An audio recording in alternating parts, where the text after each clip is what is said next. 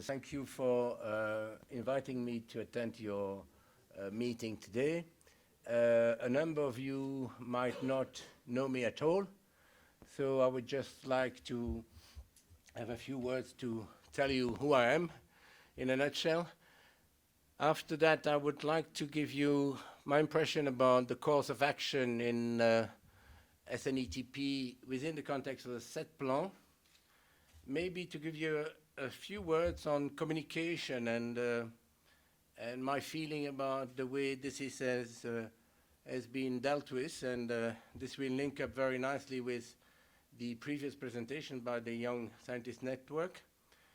And thirdly, I would like to see how to maybe focus for the future in the context of the SET plan. So a few words on me. I'm not a nuclear engineer from background. I have an engineering background, but more, let's say, in biotech and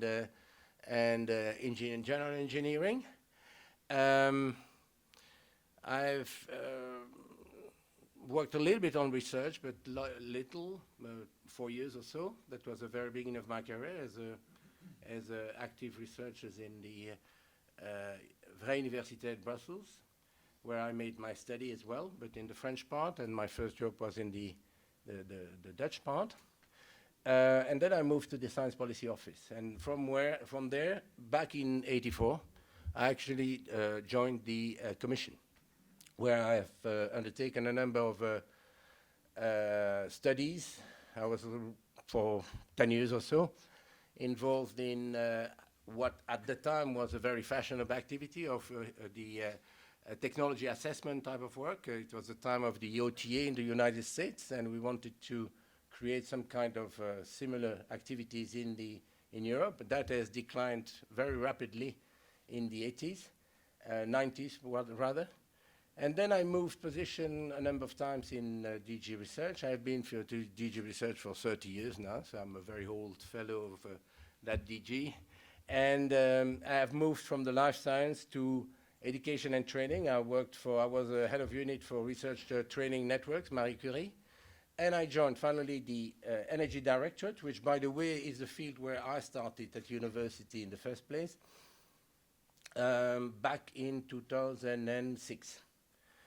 And I had first the responsibility for the unit on renewable energies, and then moved back this year, 1st April, on taking the responsibility of the Fission unit.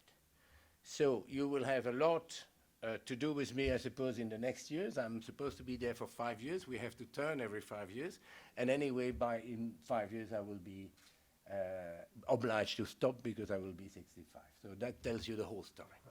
So you might have to cope with me for the next 5 years. So that was essentially my reasoning to give you some insight into who I am. Now let's move to more serious things. What has been my perception of the place that nuclear has taken up in the so-called SET plan? I was, as you understand, at the origin, I was not at the origin, but I've been participating in the work to set up the SET plan from the very beginning in the late 2006. And I've seen that nuclear was among the sector who has actually made immediately a number of very useful contributions. So it is clearly a sector, despite the fact that they might be, quite conservative, that they have some difficulties. You may have difficulties to actually tell the outside world what you're doing in a proper way. I would agree with a number of statements that were made before. At the same time, you feel that it's a sector which is well organized, full of talented people who normally are very highly and well educated, and who know what they're talking about when it comes to technology and contribution to the overall energy mix and these type of things. So my observation is that nuclear has been quite active right from the beginning, quite well organized. And for example, it was one of the 3 European industrial initiatives who was officially recognized by the Commission back in 2010 at the Belgian presidency SET plan meeting, as I remember, together, if I recall correctly, with wind and CCS. And the other platforms have actually followed afterwards. Again, another observation is that when this creation of the more academic side of things was done, the so-called ERA, there again, I think we have got a very good response from nuclear, who have actually put forward a joint program, focused, which is very good, rather than having academic cooperation on everything. It was focused on materials, which makes total sense. So my feeling is that nuclear has always been taken quite been active, even proactive in certain areas, but repeatedly giving the impression that they were not taken seriously into account, which is not true. And a number of times there was some kind of recurrent complaint that they were not sufficiently taken into account in the broad picture, which I don't think is true. So there is a bit of a contradiction between people who are very active, who know what they're talking about, and who always have the frustration that not being taken seriously enough, let's say. And this is not my impression. I've worked very long, very frequently with my colleagues of the coordination unit, who are in fact in the driving seat for the set plan. And my perception is that nuclear was taken exactly on the same footing as the other technologies, and even sometimes rewarded and recognized as being more, let's say, authoritative and responsive than some other circles. So that's my second point. I have the impression as well that now coming to some part of the SNE, so the European Sustainable Nuclear Industrial Initiative, Europe's one, is a good and solid basis to work with. I have some difficulties to understand, I must say, and I don't think I'm the only one, to understand why the SNETP has all these different groups. We don't see very clearly the relationship between these groups. And this is about communication in a sense. Probably there is some rationale to have SNETP, Eugenia, SNE, NC21, but at the same time, for people who are not part of the club, it's just hard to understand. Why should we create all these groups? And then you suddenly realize, on top of that, it's not the whole story. You also have this IGDTP somewhere dealing with your waste, who is not part of the club. And then you ask yourself, well, why is it? Are these the waste management guys not tolerated in this club, or what should we do? And let alone the other area, which is the third pillar of our program, the radiation protection. So I'm not suggesting that everybody should be in the same group, but at least from the outside world, we should understand why some are organized in such a way, others are not, and be reassured that at least the different groups who are counting talk to one another. And this is far from being obvious. So not exactly from the same perspective, but I have the same impression there is a lot to be done in this sector to actually better communicate with the different stakeholders outside, not only the public at large, but also institutional people, about how the sector is actually organized and how it wants to go. So that's my few words. I would certainly not come with very straight ideas about how to address this, but it's true it is difficult to understand why there is so many different groups operating, and without clear indication about the rationale for this, and without clear indication about what are the communication channels and the feedback loops you may have, for example, on a number of activities in waste management that may have, I'm sure, should have some feedback loops to the actually managers of power plants. So it's not very critical, it's just an observation. My third element, as I said, would be to say what's new in the set plan between FP7 and Horizon 2020, and how does that may affect, let's say, the work of the platform, the nuclear platform, and the related groups. I think there is one element which is interesting, is that, and this is valid for all the technologies, they were considered side by side in the FP7 set plan, with nuclear, with wind, with bioenergy, got all these different platforms that you know as well as me. And yes, there was somewhere the so-called smart grid platform who were trying to put all this together, but this was not their mandate, and they were not actually equipped to do the links. They were, yes, called network, smart networks even, but they were not mandated, neither equipped to do this linkages between the different strategies, the different technologies. And we have been criticized in the Commission having this portfolio. We have been recognized as being clever of not picking up winners and, you know, keeping all the technologies more or less in the picture with some nuance. But we have been criticized not giving enough attention to the integration of all these technologies. And so in Horizon 2020, there is a clear move towards a system approach.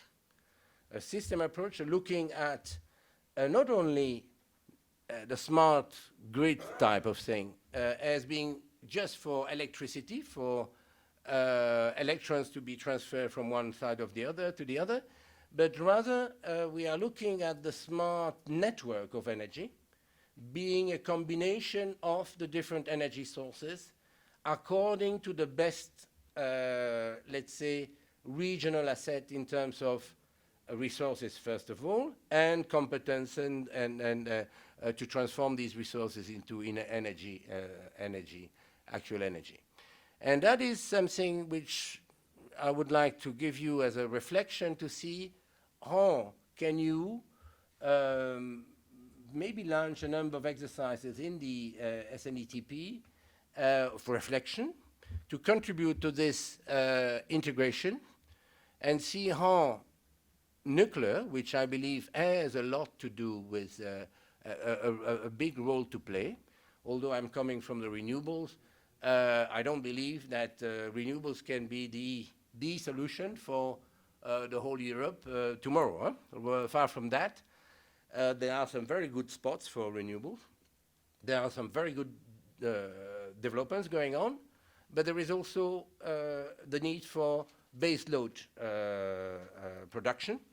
And not only base load, I think this is the traditional talk that people from the nuclear or from the fossil production side are arguing that they are the only one to be able to produce that base load, ensure the base load. But I think you have maybe a more sophisticated role to play in this. And maybe to look at nuclear in a sort of more decentralized energy system, maybe something new to look, would give you some new perspective on how to assess the technology and the potential for the technology. As I repeat, I'm not a specialist in your field, but I have certain indications that this might be a good way to let's say, revitalize. I know that you are already quite active in the so-called integrated roadmap.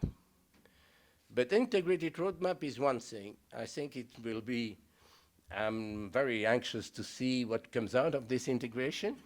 I think it was needed, but it will be one element. Don't expect this integrated roadmap to be able to put consistently, in a very understandable way, transparent, the role of all the different technologies over the next 20 years or so. I don't think that will come. It's an interesting exercise to simply say, are we talking nonsense? You know, by keeping these different roadmaps. What does happen when you put all these roadmaps together? And I think we will realize there are a number of inconsistencies, or at least or maybe complementarities to be exploited. I'm talking more, and it's good that you are participating in this integrated roadmap, but I think there is a reflection to be done on the technology itself, on the management of the nuclear power production in Europe, to see whether there is some paradigm change, or maybe that's a very strong word, but a number of changes to be implemented in the nuclear production to be able to actually better adapt to this new system. Because whatever happens, it doesn't matter if you are for or against renewables, for or against nuclear. I'm sure that tomorrow and for the next 50, 30, 100 years, all these technologies will continue to produce their own part of the production, because the demand will not decrease. That's for sure. We may and we should make a good effort on energy efficiency and reduction of consumption, but nevertheless the tendency is there. So I'm sure we will continue to live with this quite diverse portfolio of technologies, at least in the European context, for the next decades. And so it's worth looking at your sector in this sort of renewed perspective, which is very new compared to 20 years ago, where actually, apart from fossil fuel, you were the only one on the picture. Thank you very much for your attention.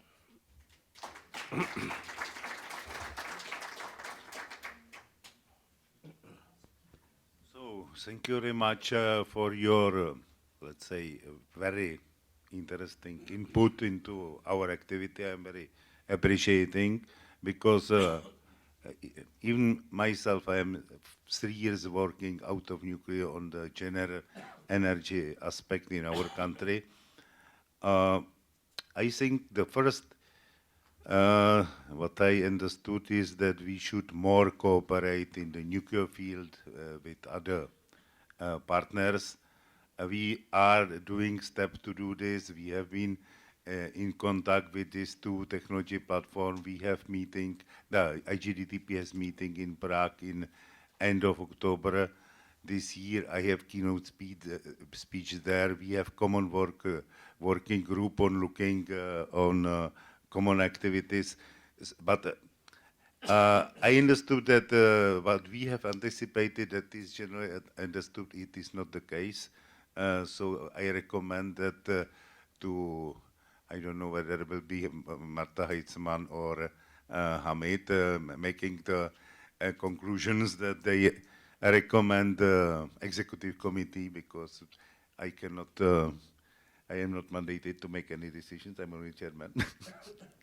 To prepare some fact sheets concerning the cooperation of the key stakeholders, I mean in R&D in the nuclear field, and way of formalized cooperation among this, because I think what is important, absolutely important, that we communicate with European Commission in this field, because absence of knowledge what we are doing and what we are thinking must be covered. The second is the system integration, social challenges. I think, and you have seen in both my presentation during, in behalf of SNET, in behalf of our country on the visa and workshops, that I have the same feeling that it is time to look from broader perspective. Nuclear is only one technology in the energy sector. Of course, other technologies will have maybe a little bit different opinions, but the important is to have this opinion on the sector as a whole on the table as a research-based information, not a recommendation what to do. And I think that the decision makers has enough information to make proper decisions based on knowledge. And I think we should, and I have been on the executive committee yesterday evening. I made my personal recommendation to executive committee to prepare something for the governing board on February. I anticipated it should be task force which prepare strategic documents in this field. we will appreciate if you take it into consideration, maybe by financing, and we are very appreciating financing our strategic activity in the past, maybe also continue with this in the future without interruption, because I feel there will be a lot of things which should be done very fast, because the things are changing faster and faster. When you have seen the price of electricity in Lithuania, it could continue like a crisis in Greece, and it costs a lot to stop the crisis. I think we should avoid any incubation of crisis in the energy sector in the European Union. And we should look whenever it is possible to cooperation. I mean, it is clear technologies are competing among them, and the financial players are behind. But of course, we should look first on the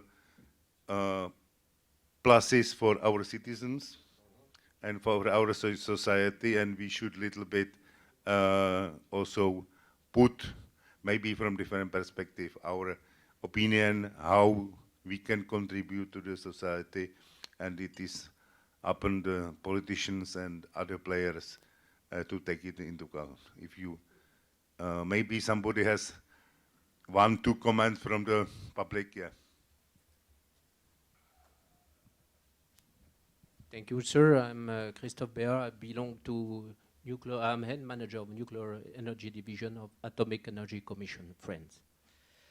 I think it is a good thing to remember that in 2007 and in 2008, SNETP has been created inside the SET plant.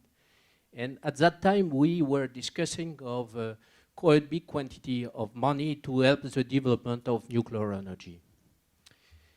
So it's why you find inside the SNETP, SNE, New Guinea, or Uncogen. It's just the history. Of course, in my opinion, there are strong links which are still existing between this platform and the other technological platform. So for me, it's perhaps we can mix, link more strongly things, but those things are still on duty. So I am a little bit disappointed, Mr. Schmitz, because you didn't really talk about what would be the help of Europe in the field of nuclear energy. And of course, I'm talking not on fusion, but on fission. You remember that in 2008, we discussed of several billion euros, which may be used and put perhaps on the table by Europe to develop nuclear energy in the field of fission. And nowadays, we are in a point where we have still discussion about 80 kilo euros, for example, the Secretariat of SNETP. Can you give us some view, what will be the money, how you will manage it, what will be the evolution, and so on? Thank you very much. Maybe one question more, maximum, and then you will have the floor. Are there any other comments or questions? No? Thank you very much. Okay. I mean, you are not the only one, first of all, to question where is the money? You did promises, okay? Quite clearly, I think we were, there was a kind of enthusiasm at the beginning of the creation of the SET plan that some people, not all, have actually created false expectation regarding the possibility for the Commission to raise new funds. I'd like to make, you will observe it's not the first time I'm answering this question. Of course you. So, no, but I think we should clarify something very strongly, is that there is not such money of the Commission. The money of the Commission is the money of the Member States. And it is only with the cooperation of the Member States that we will be able to either raise money, additional funds, or redirect the destination of money. We have this marvelous framework program, which I think is unique in the world. It's a multi-annual, multi-sectorial, and international program. I have not seen any other example. I think we are overlooking the difficulty to actually have 28 countries working together and obtaining it's true, it takes 2 years or so to get there, to have an agreement. I hope we will get it in the next 2 weeks, maybe even next week on the Horizon 2020. But it is unique, to be able to know for the 7 years to come where more or less the politicians want us to go. Try and find another tool like this elsewhere. Just inform me, I've never found one. So we should, that's my first point, don't underestimate the value of the framework program for research and innovation. Second, I'm sorry that some people in some circles at the